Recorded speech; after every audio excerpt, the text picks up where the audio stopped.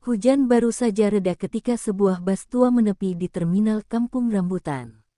Dari dalamnya turun seorang perempuan muda, mengenakan jaket hitam lusuh dan menenteng ransel kecil di punggungnya. Wajahnya tenang, nyaris tanpa ekspresi, namun sorot matanya menyapu sekeliling dengan tajam. Orang-orang melirik sekilas, lalu kembali sibuk dengan urusannya masing-masing. Jakarta memang tak pernah peduli pada siapa yang datang atau pergi. Gadis itu melangkah pelan, menyusuri lorong becek yang dipenuhi kios remang-remang dan suara klakson angkot yang tak kenal henti. Namanya Sekar Arum, asal Pandeglang. Tak seorang pun di tempat itu tahu alasan kedatangannya, dan ia pun tak berniat menjelaskannya. Ia mencari sesuatu, atau mungkin seseorang, namun tak satu pun petunjuk keluar dari mulutnya. Semua tersimpan rapi di balik tatapan dingin dan langkah pasti. Di sebuah warung kecil, Sekar memesan kopi tanpa gula dan duduk menghadap jalan.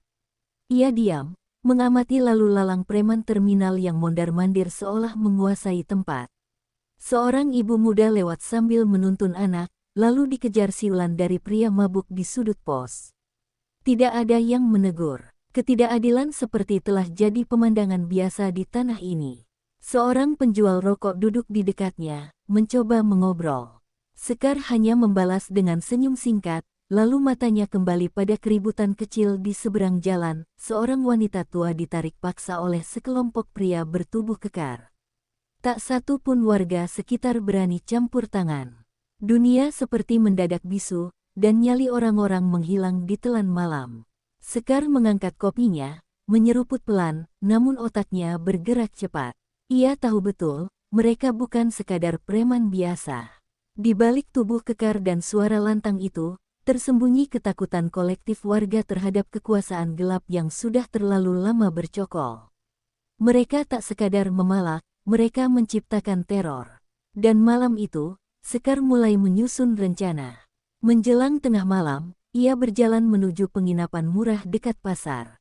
Di dalam kamar sempit berbau kapur barus, ia mengeluarkan sebilah keris kecil dari dalam bungkusan kain putih. Mata keris itu hitam legam, berurat halus, dan tampak hidup saat terkena cahaya lampu. Di balik bilik tipis, terdengar suara tawa kasar para lelaki. Sekar menggenggam senjata itu erat, bibirnya mulai komat kamit melafalkan doa lama yang diajarkan sang nenek. Kilasan masa lalu datang seperti petir.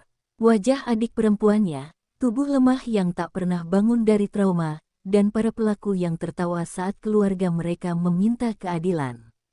Sekar datang bukan untuk mencari simpati. Ia datang untuk menyelesaikan sesuatu yang tak pernah dituntaskan oleh hukum atau aparat. Malam di Kampung Rambutan menjadi sunyi kembali. Angin membawa bau tanah basah, tapi juga sesuatu yang lebih gelap, kemarahan yang mendidih pelan di dada seorang gadis yang telah melewati batas kepedihan. Dan ketika waktu tepat tiba, mereka akan tahu bahwa Sekar bukan sekadar pengembara. Ia adalah badai yang sedang menunggu aba-aba.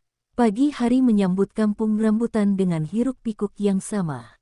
Pedagang kaki lima berseru menawarkan dagangan, sopir angkot bersaing memanggil penumpang, dan preman-preman mulai berpatroli di sekitar terminal. Di antara keramaian itu, Sekar menyusup seperti bayangan. Ia telah mengganti jaketnya dengan kebaya sederhana dan menggendong bakul berisi jamu, identitas barunya sebagai penjual keliling.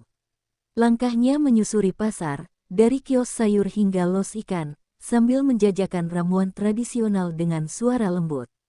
Wajah polos dan gerakan tenang membuatnya nyaris tak diperhatikan. Namun diam-diam, ia mengamati setiap sudut, mencatat rute pelarian, titik gelap, dan siapa saja yang terlihat terlalu akrab dengan kekacauan. Tengah hari, ia singgah di sebuah warung padang kecil. Dari balik tirai bambu, ia melihat seorang pria tinggi besar duduk membelakangi jalan. Lehernya dipenuhi tato, dan cincin besar menghiasi jemarinya yang menggenggam rokok. Ia dikenal sebagai Bang Jaro, tangan kanan pemimpin preman setempat. Lelaki itu tertawa keras, mengejek seorang pelayan yang tak sengaja menjatuhkan piring. Tak ada yang berani melawan. Sekar menaruh bakulnya di meja, lalu duduk tak jauh dari pria itu. Ia mencuri dengar pembicaraan mereka tentang pengiriman barang malam nanti, tentang anak baru yang akan dijual ke luar kota. Kata-kata itu menyulut bara di dadanya, namun ia tetap diam. Waktunya belum tiba. Ia harus tahu lebih banyak, harus masuk lebih dalam ke jantung jaringan keji ini. Ketika sore datang, Sekar kembali ke penginapan, mencatat nama-nama dan rute yang ia dengar di buku kecilnya. Tangannya tidak gemetar, namun matanya memerah menahan murka. Ia tahu gadis-gadis yang dimaksud bukan sekadar barang. Mereka adalah korban, seperti adiknya dulu. Dan malam nanti, Sekar berniat mengikuti iring-iringan itu, mengendus sampai ke sarang. Waktu bergerak lambat, Sekar duduk bersila, menyalakan dupa kecil dan mulai membaca mantra dalam bahasa Sunda kuno. Cahaya lilin menari di dinding kamar, menciptakan bayangan yang bergerak seolah hidup.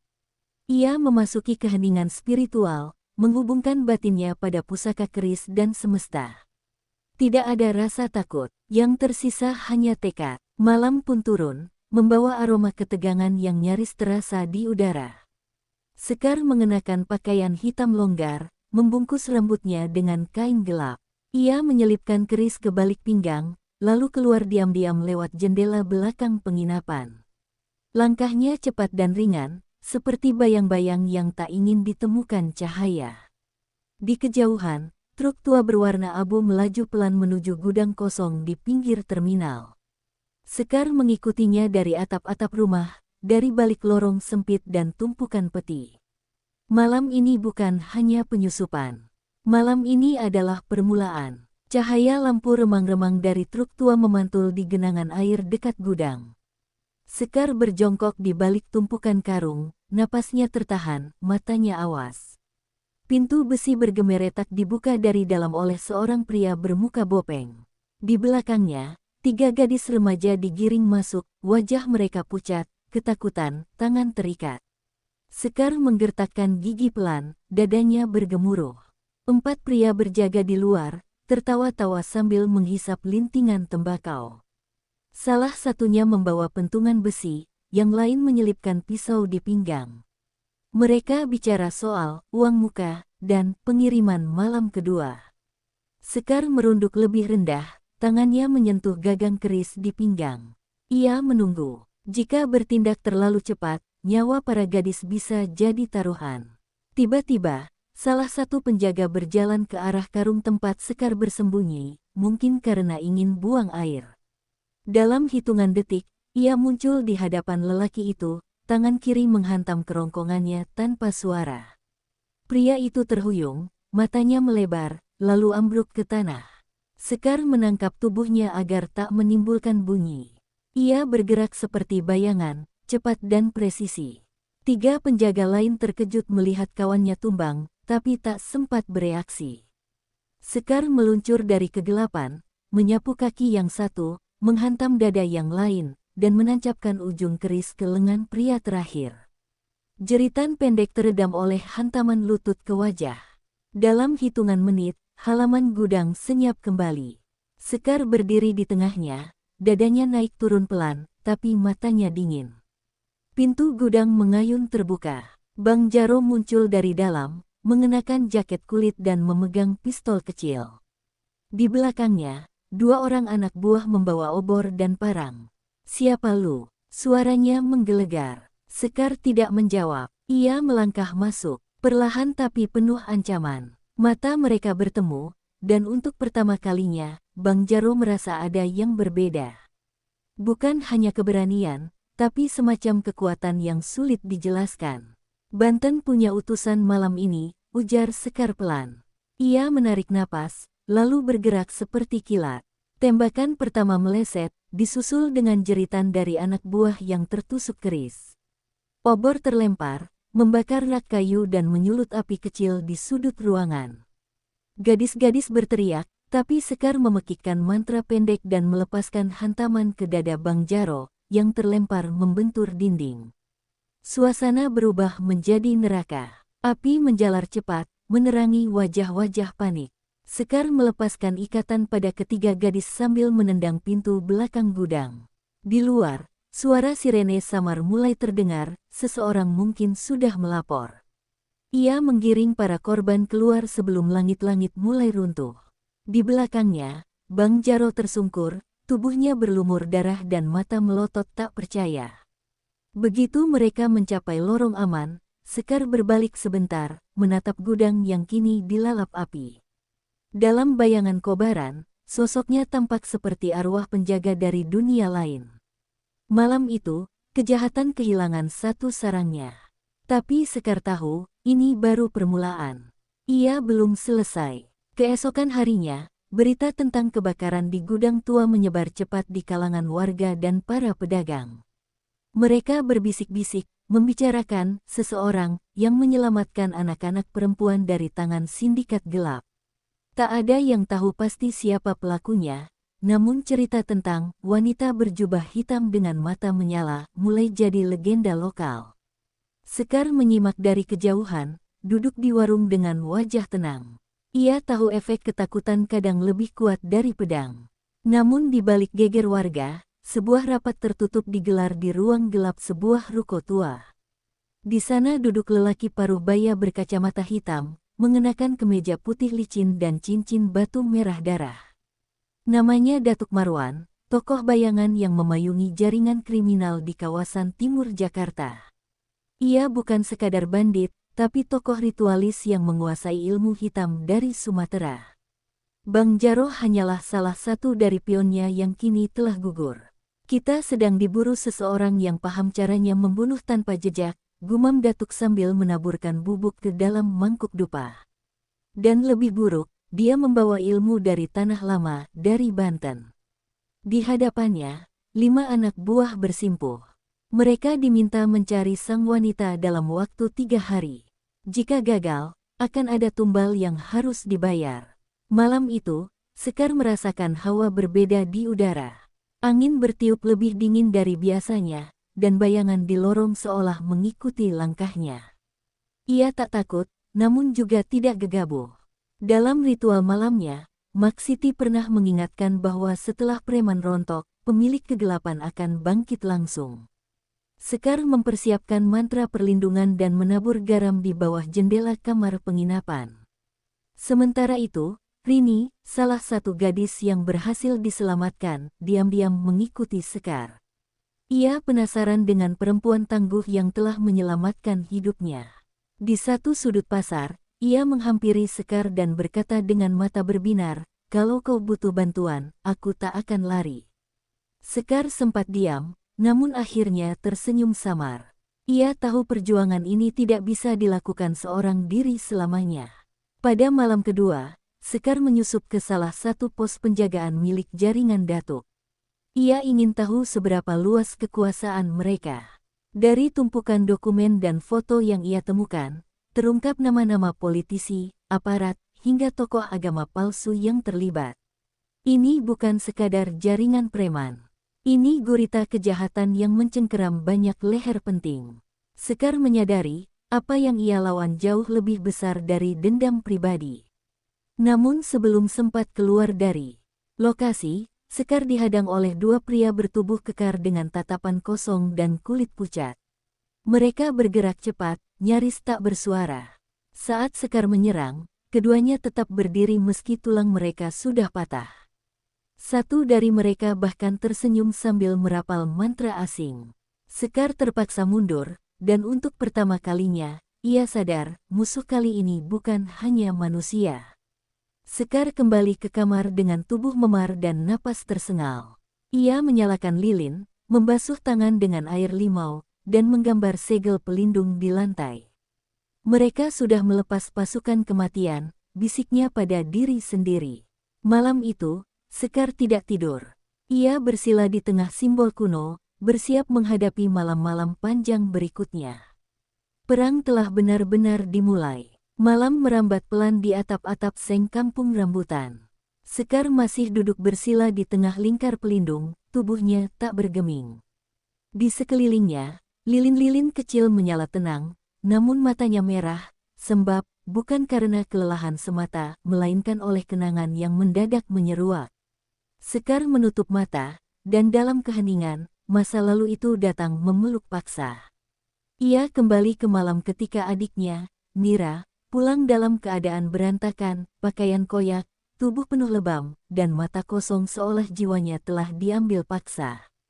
Polisi tak peduli, tetangga hanya berbisik.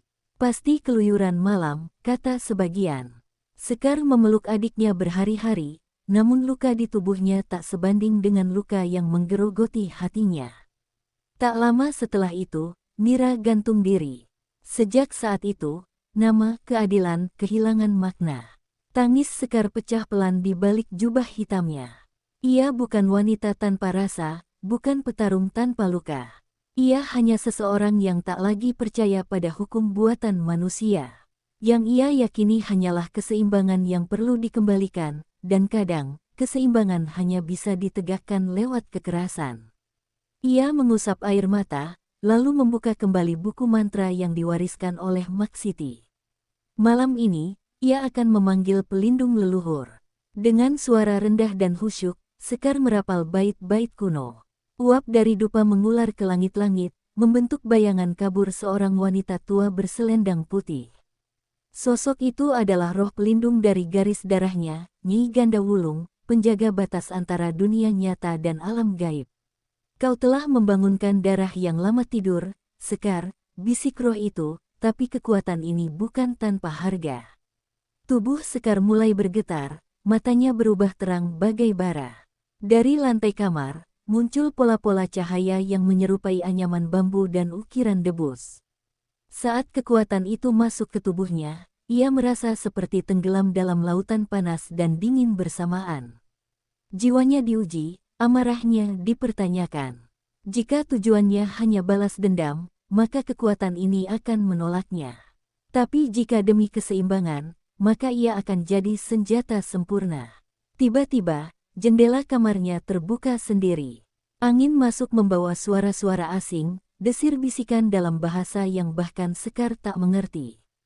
Ia melompat berdiri, keris di tangan, dan sesosok bayangan tinggi besar muncul di ambang jendela. Makhluk itu berwujud manusia, namun matanya berwarna kelam, dan di dadanya tergurat tanda hitam berbentuk segitiga terbalik, lambang Datuk Marwan. Makhluk itu melangkah masuk tanpa suara. Sekar menyerang lebih dulu, tapi tubuh lawan seperti kabut padat, tak bisa disentuh secara fisik. Sekar berputar, mengganti strategi, lalu menancapkan keris ke tanah sambil memekikkan mantra penutup. Cahaya putih meledak dari lantai, mendorong sosok itu keluar jendela. Sekar terhuyung, hampir tumbang. Energinya terkuras abis. Ia menang, tapi ini hanya pengusiran, bukan pemusnahan. Ia tersandar di dinding, napas berat menggema di ruang kecil. Peluh membasahi wajahnya, dan darah mengucur dari hidung. Sekar menatap ke langit-langit yang retak-retak. Perang ini lebih dalam dari yang ia kira. Musuh tak hanya punya kekuatan duniawi, tapi juga menguasai ilmu yang bisa merobek batas realitas.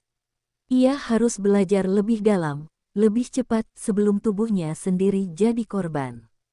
Fajar baru muncul di langit Jakarta Timur, namun di kamar kecil itu, Sekar belum tidur. Tubuhnya masih terasa berat, luka-luka kecil menghiasi lengannya, dan bekas darah kering menempel di kerah jubahnya. Namun, di tengah kelelahan, ada sesuatu yang tumbuh, tekad yang lebih kuat dari sebelumnya. Ia telah mencicipi bayangan musuh sesungguhnya, dan menyadari bahwa sendirian, ia tak akan mampu menjangkau akar kejahatan yang sudah menjalar puluhan tahun. Ketukan pelan di pintu membuyarkan lamunannya. Rini masuk membawa sebaskom air hangat dan sepotong kain. Tanpa bicara, ia duduk di depan Sekar dan mulai membersihkan luka-lukanya. Gerakannya pelan tapi mantap, seolah ingin berkata, "Aku takkan membiarkanmu memikul ini sendirian." Sekar menatap gadis itu, dan untuk pertama kalinya, ia melihat pantulan dirinya sendiri di mata Rini, rasa kehilangan, kemarahan, dan tekad untuk melawan. "Aku ingin belajar," ujar Rini pelan. "Bukan hanya bertahan. Aku ingin melawan. Seperti kamu." Sekar terdiam sejenak, lalu mengangguk. Dalam dirinya, ia tahu bahwa perjuangan bukan hanya tentang kekuatan, tapi tentang meneruskan semangat. Jika ia tumbang, harus ada orang lain yang siap meneruskan api. Maka dimulailah pelatihan, dasar bela diri, pemahaman tentang energi, dan pengenalan mantra-mantra pelindung. Selama berhari-hari mereka berlatih diam-diam di pinggiran terminal yang terbengkalai. Sekar mengajarkan cara merasakan pergerakan energi melalui tanah dan angin. Rini belajar menghafal pola-pola kuno yang dibakar ke dalam bilah bambu. Mereka saling menguatkan. Di tengah kekacauan, tumbuh kepercayaan yang tak dibentuk oleh darah, tapi oleh luka dan pilihan yang sama melawan. Sementara itu, di sisi gelap kota, Datuk Marwan mulai gelisah. Pasukannya satu demi satu menghilang tanpa jejak, ilmu-ilmu pengikat mulai retak, dan para boneka ciptaannya mulai berontak. Ia tahu ini bukan sekadar kekuatan fisik. Ada ilmu tua yang sedang bangkit. Maka ia memanggil satu sosok lama, seorang wanita tua yang pernah diasingkan dari padepokan karena ilmunya terlalu gelap. Namanya, Mak Rengganis. Mak Rengganis adalah bayangan yang bahkan disebut dengan bisik-bisik oleh para dukun lama. Ia bisa merobek mimpi, menanam ketakutan lewat tatapan, dan membengkokkan kehendak manusia. Saat ia datang ke markas Datuk, udara mendadak dingin, dan api lilin meredup. Aku tak bisa membunuh perempuan itu, katanya sambil mencium dupa hitam. Tapi aku bisa membuatnya membunuh dirinya sendiri. Sekar merasakan perubahan sejak malam itu. Mimpinya dipenuhi bayangan hitam, suara tangis Nira, dan bisikan yang membuatnya meragukan dirinya sendiri. Ia terbangun dengan dada sesak dan tangan bergetar. Rini mencoba membangunkannya, namun matanya seperti tak mengenal siapa-siapa. Sekar seperti dirasuki kegelisahan yang bukan miliknya sendiri. Ini bukan serangan fisik, ini sihir tingkat tinggi. Rini memutuskan mencari bantuan. Ia pergi diam-diam ke Tanah Abang, mencari satu-satunya orang yang mungkin tahu cara mematahkan sihir Mak Rengganis, seorang tabib tua bernama Mbah Guru Dharma, yang pernah menjadi guru dari Mak Siti sendiri. Perjalanan baru dimulai, dan kini giliran Rini yang menjadi cahaya penuntun, sementara Sekar tenggelam dalam kegelapan batin yang paling dalam. Langit mendung menggantung di atas terminal tua. Udara terasa berat, seperti menahan sesuatu yang hendak meledak. Sekar duduk bersila di atas tikar pandan, dikelilingi 7 lilin yang menyala redup.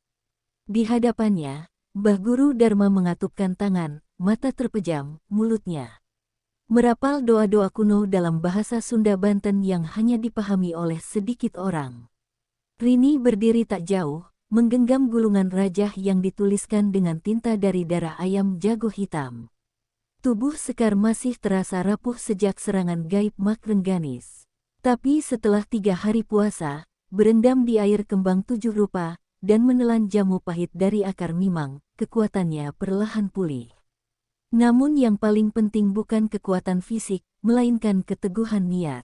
Kau tak bisa menang jika masih ada keraguan di dadamu, kata Mbah Guru sembari menatap langsung ke matanya. Kekuatan Mak Rengganis lahir dari kebencian. Kau harus melawan dengan sesuatu yang lebih dalam dari itu. Rini meletakkan rajah di punggung Sekar, lalu mengikatnya dengan benang merah. Ini bukan hanya tentang adikmu, Kar, bisiknya. Ini tentang semua yang tak pernah mendapat suara. Sekar menunduk, menyerap kata-kata itu.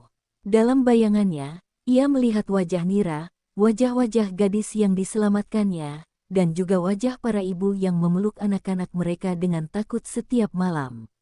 Sekar menarik napas panjang. Untuk mereka, ia akan berdiri. Malam itu, mereka menuju hutan kecil di sisi kota, tempat yang disebut dalam peta mantra Mak Siti sebagai pagar gaib, sebuah batas antara dunia kasat dan tak kasat mata. Menurut petunjuk Mbah Guru, pertarungan ini tidak bisa terjadi di dunia biasa. Harus di medan spiritual, di tempat di mana tubuh fisik tak lagi jadi batas. Di sana, roh-roh bebas berjalan, dan mantra akan berbicara lebih keras daripada senjata. Mak Rengganis sudah menunggu. Ia berdiri di tengah lingkaran tanah merah, mengenakan kain hitam panjang yang tampak hidup, bergerak seperti napas. Wajahnya dipenuhi garis-garis ritual, dan mata tuanya menyala dalam warna kuning tak wajar. Di sekelilingnya, 7 roh penjaga berdiri membisu, membawa cermin hitam yang memantulkan gambaran ketakutan terdalam siapapun yang melihatnya. "Satu langkah lagi, dan kau tak akan kembali," ujar Rengganis dengan suara yang bergetar dari dalam tanah.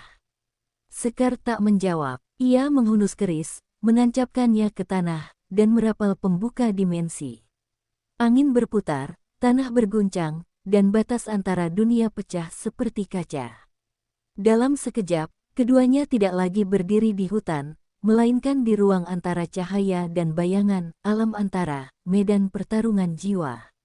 Di tempat itu, Sekar tidak lagi membawa tubuhnya. Ia hadir sebagai cahaya, namun juga membawa luka dan rasa kehilangan. Mak Rengganis menjelma dalam bentuk bayangan pekat, mengalir seperti racun di udara. Pertarungan pun dimulai, bukan dengan serangan fisik, melainkan benturan niat dan kekuatan batin. Setiap keraguan menjadi senjata lawan. Setiap kemarahan membuka celah untuk ditikam. Sekar nyaris tumbang saat cermin ketiga memunculkan gambaran Mira menangis, menuduhnya gagal melindungi. Tapi kemudian, Rini, yang berada di luar dimensi, membacakan mantra penopang yang diajarkan Mbah Guru. Suara itu menembus ruang, menyentuh jiwa Sekar. Ia berdiri kembali, matanya bersinar. "Aku bukan di sini untuk membalas," teriaknya dalam bahasa roh. "Aku di sini untuk memutus kutukan yang kau pelihara." Mak Rengganis menjerit, dan seluruh medan pertarungan mulai runtuh. Tapi ini baru permulaan. Pertarungan batin sudah meletup, dan dalam bab berikutnya, hanya satu jiwa yang akan kembali membawa cahaya, atau tenggelam bersama bayang-bayang gelap yang telah lama mengintai kota ini. Ruang antara mulai retak. Alam antara bergetar hebat ketika dua kekuatan beradu dalam bentuk yang tak bisa dipahami mata manusia. Sekar berdiri di tengah pusaran cahaya, tubuhnya terbuat dari ingatan, luka, dan cinta yang ia bawa sejak kehilangan Mira. Mak Rengganis berubah menjadi bayangan besar bersayap, membawa wajah-wajah para korban yang ia kendalikan sebagai senjata psikologis. Serangan datang bukan dari pukulan, tapi dari rasa bersalah, ketakutan, dan trauma yang disulut satu persatu. Sekar hampir roboh ketika melihat bayangan Mira tersenyum pahit, berbisik, "Kau datang terlambat, Kak." Tubuhnya melemah, jiwanya goyah. Tapi dari celah cahaya, suara Rini menembus, "Sekar, kau bukan dewi. Kau manusia. Tapi manusia bisa memilih." Sekar menggenggam ingatan terakhirnya bersama Mira, saat mereka tertawa makan nasi bungkus di pinggir rel kereta, sebelum semua berubah kelam. Ia menolak ilusi yang dilemparkan Rengganis. "Aku datang bukan untuk memperbaiki masa lalu," katanya, "tapi untuk menjaga agar tak ada yang mengulangnya." Tubuhnya berubah jadi cahaya murni. Ia tidak lagi menyerang. Ia menyatu dengan niat murni, perlindungan. Mak Rengganis, yang hidup dari kebencian dan manipulasi, mulai berteriak. Bayangan-bayangnya mendidih, kehilangan bentuk. Semakin kuat cinta dan keyakinan Sekar, semakin rapuh kekuatan lawannya. Cermin-cermin gaib pecah satu persatu, dan roh-roh yang dikurung selama bertahun-tahun mulai lepas, terbang ke cahaya. Rengganis menjerit, lalu tubuh gelapnya runtuh, menyisakan hanya kabut yang mengepul dan hilang dalam kehampaan. Sekar terhempas keluar dari alam antara, pingsan dalam pelukan Rini. Mereka ditemukan Mbah Guru di tepi hutan, tubuh Sekar lemah, namun wajahnya tenang, seperti seseorang yang telah berdamai. Malam itu, langit yang mendung selama berhari-hari akhirnya cerah. Terminal Kampung Rambutan tak lagi mencekam.